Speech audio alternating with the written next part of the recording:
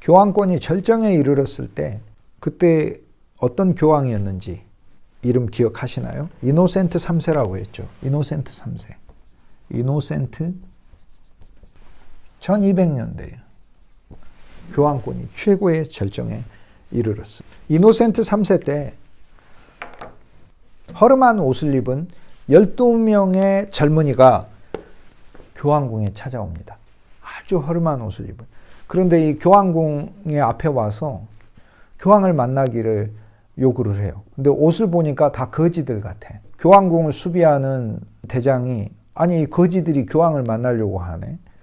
그래서 이제 이거 어떻게 해야 되지? 이렇게 생각하고 있었어요. 이 해가 1209년이었어요. 이노센트 3세가 교황으로 있을 때인데 그 수비대장이 이 거지들을 그냥 다 쫓아보낼까? 이렇게 생각을 하다가 그 거지들 중에 지도자가 있었는데 심상치 않았어요. 얼굴이 비범했어요.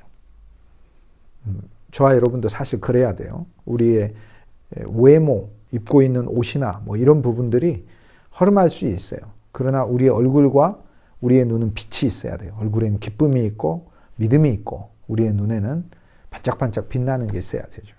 그 거지들 중에 지도자가 그랬어요. 그래서 수비대장이 교황에 가서 교황성아, 교황궁 바깥에 거지 12명이 교황을 뵙기를 원합니다. 이러는. 그리고 이노센트 3세가 유럽 최고의 교황이지만 군주나 다름없는 거예요. 그가 교황이 됐을 땐 영국 왕이고 뭐 프랑스 왕이고 또 독일의 황제고 다 와가지고 막 엎드리면서 교황성아 뭐 이렇게 절을 했기 때문에 유럽 최고의 군주죠. 그 교황이 거지들이 12명이 나를 보기를 원한다고 그 들어오라고 했어요. 그 중에 거지들 중에 지도자가 있었어요. 그 지도자가 이렇게 얘기를 해요. 교황성아, 저희들이 수도회를 만들고 싶습니다. 이렇게 얘기를 해요. 수도회를 만드는 걸 허가해달라고 온 거예요. 가톨릭 교회는 임의로 누구든지 조직을 만들 수 없고 교황의 허락이 있어야 조직을 만들 수 있어요. 그래서 교황한테 그 조직을 만들었다고 허가받으려고 온 거예요. 허가를 받지 않은 조직은 이단이라고 당시에 불렀거든요. 근데 이 거지들의 지도자가 누구였느냐? 그 이름이 바로 그 유명한 프란시스였어요. 프란시스. 또는 다른 말로 하면 프란체스코라고 불러요. 프란시스, 프란체스코. 같은 이름이죠. 프란체스코. 프란시스로 많이 알려져 있죠. 성자 프란시스. 그럴 때 이 프란시스예요. 그가 1209년도에 바로 이 거지들의 대장이었어요. 그는 왜 거지가 됐느냐? 자기가 가진 재산이 많았어요. 이태리에서 그가 태어났을 때 그는 자기 아버지로부터 물려받은 재산이 꽤 있었는데 이걸 많은 가난한 사람들에게 나눠줬어요. 그리고 심지어는 교황을 만나러 올 때 교황을 만나러 좋은 옷 입고 오다가 오는 길에 거지를 만나서 불쌍하니까 자기 옷을 주고 거지 옷을 입었어요. 그러니까 그는 거지처럼 사는 게 아니고 주다 보니까 거지가 된 거예요. 그리고 그의 주장은 가난을 사랑하는 것이었어요. 그리스도인은 부를 추구하지 않는다는 것이 그의 신앙의 가장 중요한 진리 중에 하나였어요. 이때 이노센트 교황과 성자 프란시스의 만남. 이 만남이 역사적인 만남이에요. 나중에 성자 프란시스는 프란시스 수도회라는 것을 이때로부터 인가받아 세우게 되는데 이 프란시스 수도회를 세운 지도자 성자 프란시스, 또 기독교 2000년사에 가장 예수님을 닮았다는 성품을 가진 사람들 중에 한 사람으로 꼽히는 성자 프란시스. 그 인물이 바로 이 사람입니다. 그런데 이 성자 프란시스와 지상의 모든 권세를 당시에 다 가졌다고 하는 이노센트 3세의 만남은 역사적인 만남이에요. 한 사람은 다 가진 사람이에요. 한 사람은 아무것도 없는 사람이에요. 그런데 그 가슴에 불타는 신앙이 있는 사람인 거죠. 이 두 사람의 대면이 역사적인 대면이에요. 근데 이노센트 3세가 이렇게 얘기를 해요. 수도회를 허가해달라고? 그러면 너 오늘 밤에 너한테서 몸에 돼지 냄새가 나는데 너 오늘 밤에 돼지하고 하루 동안만 자고 와라. 그러면 내가 허락을 해주마. 그래서 돼지하고 하루 동안 실제로 자고 와요. 이노센트 3세는 성자 프란시스가 보통 사람이 아니라는 것을 이 만남에서 느꼈어요. 그리고는 내가 그대들의 수도회를 허가해 주노라 라고 이렇게 얘기를 해요. 그래서 성자 프란시스 수도회가 이때 탄생하게 돼요. 성자 프란시스 수도회가 인가를 받을 때 이때 교황과의 만남에서 교황 옆에 추기경이 많이 서 있고 있었잖아요. 그 추기경들은 성자 프란시스의 큰 감동을 받습니다. 그들은 화려한 옷을 입고 모든 것을 풍성하게 가진 교황 궁에 사는 교회 지도자들이잖아요. 그런데 성자 프란시스 안에서 예수님을 따르는 제자의 모습을 발견하는 거예요. 쉽게 얘기해서 성자 프란시스는 세계의 많은 교회에 예수님을 따른다는 것은 예수님처럼 고난과 어려움과 십자가와 그리고 무엇이 물질적으로 풍성하지 않은 가난의 삶을 기뻐하고 즐거워하는 것이라는 것을 가르치기 시작을 했어요. 그는 오히려 가난을 선택해야 된다고 봤어요. 돈을 사랑해서는 아니 된다고 봤어요. 많은 교회들을 갱신하게 되었어요. 이것을 수도원 갱신운동이라고 부르는데 수도원 갱신운동에서 가장 첫 번째로 꼽는 그룹이 성자 프란시스가 세운 프란시스 수도회예요. 프란시스칸이라고 부르죠. 프란시스 수도회. 이후로 프란시스 수도회가 수백 개가 만들어져서 유럽을 갱신하게 됩니다. 같은 시대에 동일한 이상을 가지고 만들어진 유럽의 교회를 개혁하기 위한 수도회가 있었어요. 다른 수도의 이름은 도미니크 수도회예요. 둘은 친구가 되었는데 도미니크와 프란시스는 서로 알고 있었어요. 서로 만난 적도 있었어요. 그런데 이 도미니크 수도회는 또 한 면에 있어서 청빈이라는 윤리를 가지고 이 덕목 아래서 교회를 새로운 지식으로 갱신해야 되겠다라는 이상을 가졌어요. 프란시스 수도회는 청빈 아래서, 도미니크 수도회는 청빈과 지성 아래서 이렇게 이상을 가지고 있었어요. 도미니크 수도회는 조금 더 교회가 지식과 지성을 갖추고 이성을 갖춘 그런 교회가 돼야 된다고 생각을 한 거예요. 당시 교회는 교황과 황제의 다툼에서 교황이 승리하여 교회가 막대한 부를 자랑하고 있었던 때잖아요. 이제 교회는 더 이상 금과 은 나 없어도 내게 있는 건 내게 주니 곧 나사렛 예수 이름으로 일어나 걸으라, 이런 찬송을 부르기가 좀 어울리지 않는 그런 단체가 되었던 거예요. 너무 많으니까 교황궁에 금이고 은이고. 베드로하고 요한은 금과 은이 없었다고 했잖아요. 그런데 이런 교회, 그리스도를 따르는 자들의 모습을 다시 갱신하고자 했던 수도회가 이때 탄생하게 되는 거예요. 중세에 있어서 특히 중세 말에 이 두 수도회의 탄생은 중세 말의 교회를 한번 갱신해 보려고 하는 중요한 운동이다, 이렇게 얘기를 할 수 있어요. 물론 주님은 사실 우리를 풍성하게 해주시기 위해서 왔어요. 그런데 그리스도인들이 의도적으로 청빈을 취하는 것도 신앙에 좋은 한 모습인 것 같아요. 하지만 정말로 중요한 것은 있는 거를 다 남 줘버리고 가난을 일부러 선택한다는 그 삶, 프란시스가 추구했던 그 삶, 그 삶의 기계적인 이 모방보다는 돈 자체를 사랑하지 않는 것, 이 세상에 있는 재물을 사랑하지 않고 하나님의 말씀을 사랑하고 주위에 있는 많은 사람들에게 구제하는 살아있는 그리스도인의 삶을 회복하는 것이, 그것이 바로 진정한 의미의 주님이 원하는 제자의 삶이다, 이렇게 얘기할 수 있습니다. 그래서 프란시스고 도미니크고 수도원 운동의 개혁이 있었는데, 수도원이 아니라 교황의 인가를 받지 않고 이제는 자기들끼리 모여서 교회를 개혁시키려고 하는, 자신들 스스로 그런 개혁된 공동체의 무리가 되려고 했던 그런 그룹들도 있어요. 그런 그룹들은 여럿이 있었는데 가장 대표적인 그룹이 왈도를 따른다고 해서 왈도파라고 불렀어요. 프란시스 파라고 부르지 않고 프란시스 수도회라고 부르고, 도미니크 파라고 부르지 않고 도미니크 수도회라고 불러요. 왜냐하면 이 둘은 교황의 인가가 났기 때문에. 그런데 왈도는 왈도 수도원이라고 부르지 않고 왈도파라고 불러요. 왜냐하면 교황이 인가를 내주지 않아서 오히려 이 왈도 그룹은 이단으로 정죄를 했어요. 그런데 이들은 이단이 아니었어요. 명백한 이단이 있지만 이단이 아닌 사람들을 이단으로 기독교 역사에서 몰아붙인 경우도 많습니다. 가장 억울하게 이단이 아닌데 이단으로 인정됐던 그룹이 바로 이 왈도파 그룹. 왈도파 그룹도 역시 마찬가지로 교회를 갱신하는 그런 여러 사상을 가진 그런 종파였었어요. 이들은 화려한 교회 짓는 것을 싫어했고요. 수백 메다 높이에 또 길이에 그런 많은 그 안에 작품들을 넣은 막대한 비용의 건물들을 갖는 걸 싫어했고요. 소박하고 성경 자체의 삶을 실천하는 그런 신앙이 바로 주님이 원하시는 것이다. 이거를 강조했던 그룹입니다.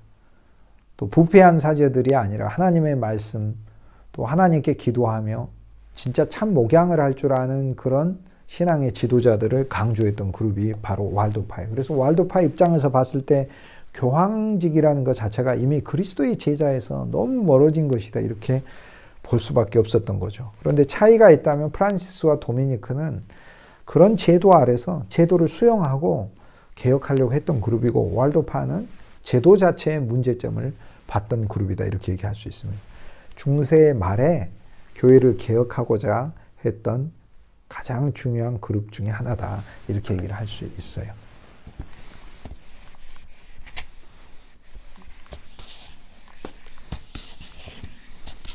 이들이 교회를 개혁하려고 했지만 프란시스 수도의 도미니크 수도에도 그들의 선구자인 프란시스와 도미니크의 이상은 고귀했지만 이내 곧 화석화되고 맙니다. 프란시스 수도회 역시 수도사는 가난하지만 수도회는 부유하게 돼요. 그리고 그 이상을 잃게 됩니다.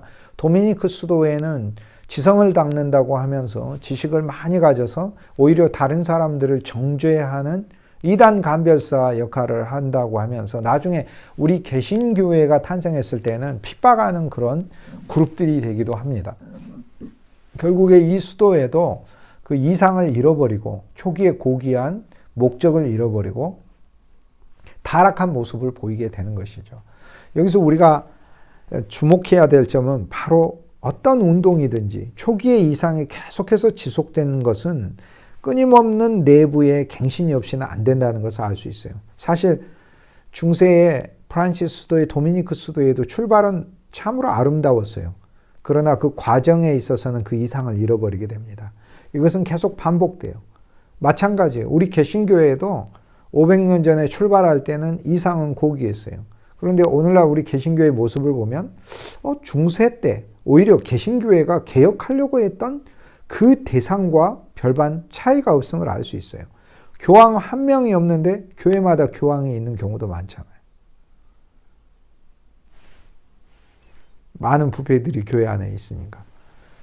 그리고 이상을 상실했으니까. 우리의 참 이상은 그리스도 예수인 거죠.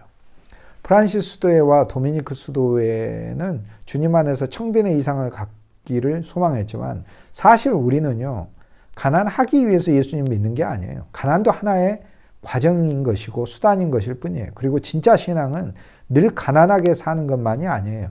하나님이 우리를 풍성하게 할 때는 그 풍성하게 함 속에서 하나님을 찬송하고 그 풍성함에 내가 도취되지 않고 풍성함을 통하여 주님의 일을 풍성하게 하는 것이고, 하나님이 나를 가난하게 했을 때는 가난 가운데서도 주님을 찬송하는 것이죠. 나를 높이든지 낮추든지, 나를 풍부에 처하게 하든지 빈천에 처하게 하든지 항상 기뻐하고 만족하는 삶이 그리스도인의 삶이다. 이게 바울이 우리에게 얘기를 해주는 것이죠. 그런데 그냥 맹목적으로 가난만을 선택해서 사는 것은, 그것은 올바른 의미의 그리스도인의 모든 사람들이 가져야 될 삶이다. 이렇게 얘기할 수는 없습니다. 자, 중세라고 부르는 우리가 476년부터 1500년대 이르기까지 1000년의 이 역사 속에서 중세 말에 이르러서는, 즉 1500년대에 가까워 오면서는 큰 사회적인 변화들이 일어나게 됩니다. 이미 우리가 살펴보았듯 교황권도 침몰을 하죠. 이제는 교황이 한 명이 아니라 두 명도 생겨나게 되고요. 어떤 시기에 1414년에는 교황이 3명 생겨나기도 해요. 교황이 이탈리아도 교황이 있고 아비뇽에도 교황이 있고 저기 다른 곳에서도 교황을 세워요. 피사에서도 교황을 세워요. 교황이 3명이 된 적도 있어요. 교황이 3명이 됐다는 것이 이런 거하고 똑같아요. 여러분 다니는 교회에 갑자기 3사람이 내가 담임 목사요 하면서 교회에서 싸우고 있는 거하고 좀 비슷하다. 이렇게 얘기를 할 수 있죠. 얼마나 참 보기가 안 좋고 그래요. 그렇게 신앙적인 면에서도 크게 타락을 했고, 그리고 미신이 휩쓸기 시작했어요. 이제 주님을 믿는다는 것이 형식화돼 버렸어요. 교회당 안에서 내가 단순히 예배하는 게 기독교 신앙이라고 생각해요. 그렇지 않아요. 우리가 걸어다니는 하나님의 성전이 되는 게 그게 기독교 신앙인 거예요. 그리고 성자들을 숭배하기 시작했어요.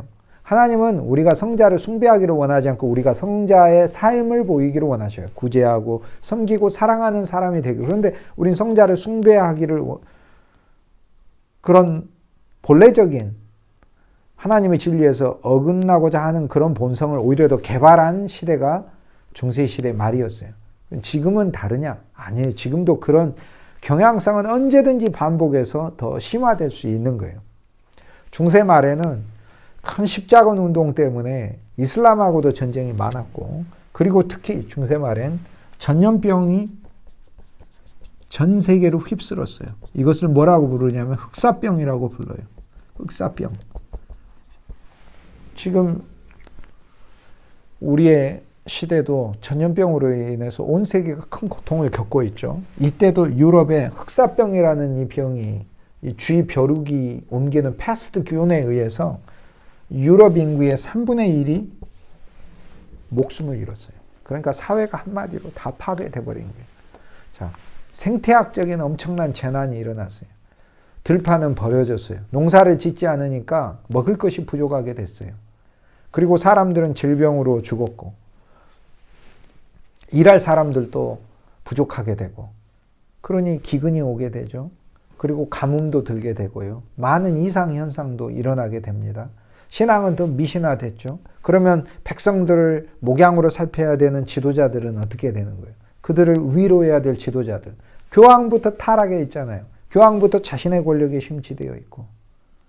물론 성자 프란시스나 도미니크가 사람들을 위로하고 다닌다고는 하지만 이것으로 유럽 자체의 사회가 치료될 수가 없는 거예요. 이런 정도로. 이런 와중에 사람들의 생각은 어떻게 돼요? 더 분노에 휩싸야 되고 더 참해지게 되죠. 여러분, 사람이 그 극단에 몰리게 되면 더 날카로워지잖아요. 각 나라와 민족은 오히려 전쟁을 향해서 더 치닫게 됩니다. 그래서 나라와 나라 간의 전쟁이 훨씬 더 많아지게 돼요. 중세 말이 되면. 분리해서 사는 게 아니라 오히려 다른 영토를 얻기 위해서 싸워요. 그래서 프랑스하고 독일이 100년 동안 전쟁을 하고 영국과 프랑스도 100년 동안 전쟁을 해요. 그 100년 전쟁이라고 부르잖아요. 그래서 1300년대부터 1400년대에 이르기까지 100년이나 전투를 벌여요. 이 전투가 끝나고 나면 프랑스하고 독일하고 또 전쟁을 100년이나 계속해서 전투를 벌여요. 전쟁을 하면 뭐 1년, 2년, 10년도 아니에요. 100년씩이나 전쟁을 벌여요. 정말로 100년 동안 전쟁을 벌인다니까. 100년 전쟁. 그리고 이 전쟁에서 프랑스가 이제 일정한 승리를 거두긴 하는데 100년 전쟁의 마지막은 잔다르크라고 부르는 프랑스 영웅이 나와서 영국군을 물리치기도 하죠. 그 잔다르크 이야기가 가르쳐주는 건 뭐예요?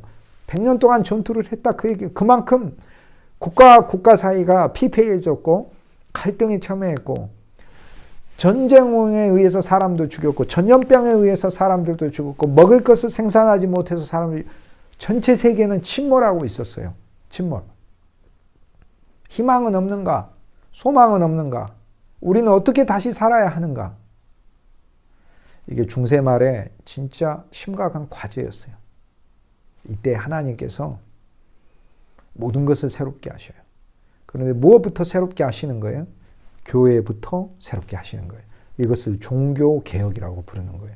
결국에 중세 말에 이르러선, 즉 1400년대에 이르러선 모든 것이 침몰하고 있는데 역사의 흐름을 이렇게 보았을 때 우리는 1500년대를 종교개혁 시대라고 부르거든요. 자, 1300, 1400년에 중세는 침몰하고 있어요. 사회적으로 침몰하고 사람들도 수많은 사람들이 목숨을 잃어가고 가난과 미신과 전쟁과 갈등과 종교적인 부패 속에서 다 위치되어 있어요. 그런데 어떻게 해야 다시 살아나느냐? 역사의 흐름에서 얻는 답은 신앙이 다시 살아나야 사회가 산다는 거예요. 왜? 믿음 아래서 새로운 헌신자들이 나오고 믿음 아래서 하나님께 나아가는 자들이 사회를 치료하기 때문에 그래요.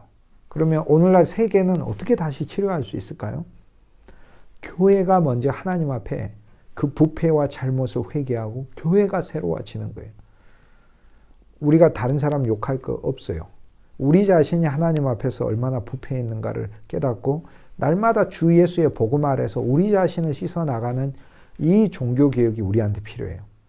우리도 세상을 살다 보면 역사에 일어났던 이 중세의 이 어떤 현상들이 우리에게 일어나요. 우리가 권위적이 되고 그러면서도 우리는 또 한 면에서 병들어 있고 부패하고 기근이 오고 모든 것을 파산한 상태에 잃어버리게 돼요. 그때 우리에게 무엇이 필요하느냐? 하나님의 복음이 필요해요. 하나님의 복음 아래에서 다시 새로워지는 게 필요하다는 말이에요. 그것이 종교개혁입니다. 그래서 중세시대가 끝나고 종교개혁사라는 새로운 역사 시대가 시작이 되는데 중세 말에는 그러면 이 시대를 깨우기 위해서 지도자가 없었느냐? 이 시대의 위기에 빛처럼 사역한 사람이 있었느냐? 있었습니다. 그런데 그들은 시대를 열었다기보다는 새 시대가 올 것이라고 예고해 주는 사람들이라 선구자라고 부릅니다. 종교개혁의 선구자. 중세 말에 등불이 돼서 이제 하나님께서 온 세상을 믿음도 새롭게 하고 사회도 새롭게 하고 종교가 이제는 사회를 개혁하며 종교도 개혁되고 새로운 세상이 올 것입니다. 라고 소망을 이야기하고 지금의 부패를 하나님 앞에 철저히 회개해야 된다고 주장했던 그런 인물들이 중세 말에 있었어요. 그들을 종교개혁의 선구자라고 불러요. 이제 중세 말에 그 모든 것이 쇠락하고 있는 때에 교황조차 3명이 돼 있고 2명이 돼 있고 미신이 창궐하고 있는 그 시대에 도체의 시체가 널브러지는 그 시대에 하나님은 종교개혁의 선구자들을 내서 그들로 하여금 하나님을 대변하는 성경의 메시지들을 전파하게 했어요. 그 세 인물이 있어요. 첫 번째 인물은 위클리프예요. 영국의 위클리프.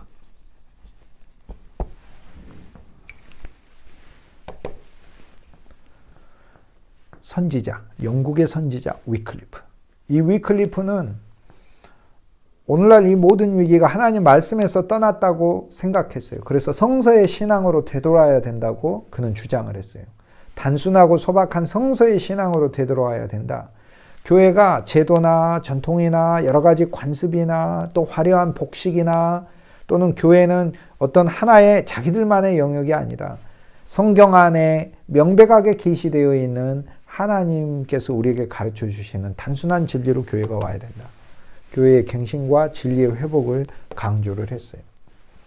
이 위클리프는 나중에 교황에 의해서 이단으로 정죄받습니다. 교황에 의해 죽지는 않지만 그가 죽고 나서 시신을 꺼내서 불태워버려요. 위클리프 사상을 없애야 된다. 위클리프는 성경을 영어로 번역을 해가지고 사람들이 읽게 했어요. 당시에는요, 성경을 숭배했어요. 숭배. 성경을 읽는 게 아니고, 여러분, 성경을 우리가 사랑하는 여러 방법이 있지만 성경을 숭배하는 게 하나님 뜻이 아니에요. 숭배하니까 숭배만 하고 있는 거예요. 하나님은 이 성경을 음식처럼 우리가 먹기를 원해요. 성경을 읽기를 원하고. 그러나 중세는 성경은 너무 거룩해. 성경은 너무 거룩하니까 일반 사람들은 그냥 그 뜻을 읽는 게 아니야. 알려고 하려고 하는 게 아니야. 이렇게 오히려 생각을 했다니까요. 그러니까 성경을 보급하여 성경 안에 살아있는 하나님의 말씀이 영이니까 성경 안에 하나님의 성령이 가득한 그 성령의 숨결, 모든 성경은 하나님의 숨결로 된 것이니까 성령의 감동이란 말이 숨이거든요. 숨결로 된 것이니까 성경을 읽어서 하나님의 숨을 들어 마시는 이런 신앙이 되는 게 아니고 성경하고는 전혀 관계없이 그냥 일주일에 한 번 가서 예배 드리고 내가 거기서 성찬에 떡 받고 이렇게 신앙생활을 하는 그거를 자기가 신앙생활을 잘하는 것이다 이렇게 생각한 거예요. 그런데 위클리프는 아니다. 각 나라 말로 성경이 번역돼야 되고 먼저 영국부터 성경을 읽어야 된다. 이렇게 주장을 했죠. 그 다음에 얀 후스라는 종교개혁 지도자가 있어요. 이 사람은 보헤미아 사람이에요. 얀 후스. 얀 후스는 교회의 부패를 강력하게 질책했어요. 교황과 주교의 부패를. 그런데 이 얀 후스는 화형당합니다. 나중에. 얀 후스를 종교회의에 불러서 이단으로 정죄하고 아예 화형당해요. 후스가 화형당할 때 1415년에 그가 세상을 떠나게 되는데 불태워 죽을 때 후스는 그렇게 얘기해요. 당신들은 나를 불태우지만, 후스라는 말이 거위거든요. 오리 거위. 나는 거위처럼 불태워져 죽지만 100년 후가 되면 백조가 이 세상에 태어나서 온 세상을 하얗고 아름답게 바꿀 것이다. 그렇게 100년이 지나서 마틴 루터와 존 켈빈과 즈빙글리 이런 종교개혁자들이 백조, 종교개혁의 하나님 나라의 백조 같은 인물들이 진짜 등장을 해요. 그가 예언한 대로 그 예언이 이루어집니다. 세 번째, 사보나롤라라는 지도자들이 있어요. 사보나롤라라는 이름을 가진 지도자가 있어요. 이 세 지도자들이 종교개혁의 선구자. 사보나롤라는 이탈리아 피렌체, 이탈리아의 개혁가였어요. 그는 일반 백성들을 향해서 신앙의 갱신을 원했어요. 화려함에 취해가지고 또 이 땅의 것을 추구하는 사람들에게 정말 하나님을 믿는 것은 순수한 사도적 신앙으로 되돌아가는 것이다. 이걸 주창했는데 사보나롤라도 화형당합니다. 이 셋 다 사실상 화형당했습니다.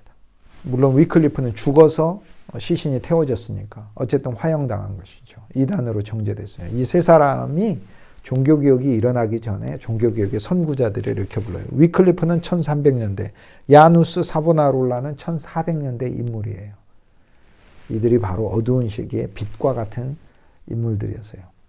물론 저와 여러분의 삶이 이렇게 우리가 막 목숨을 잃어가면서 하는 그런 사역, 그런 어떤 순교의 영광에 있는 그런 사역은 아닐지라도 우리는 우리가 살고 있는 이런 삶 가운데서 매일매일 내 신앙이 새로워져야만 하겠다라는 게 이런 종교개혁의 선구자들의 신앙을 이어받는 것이다. 이렇게 얘기할 수 있어요.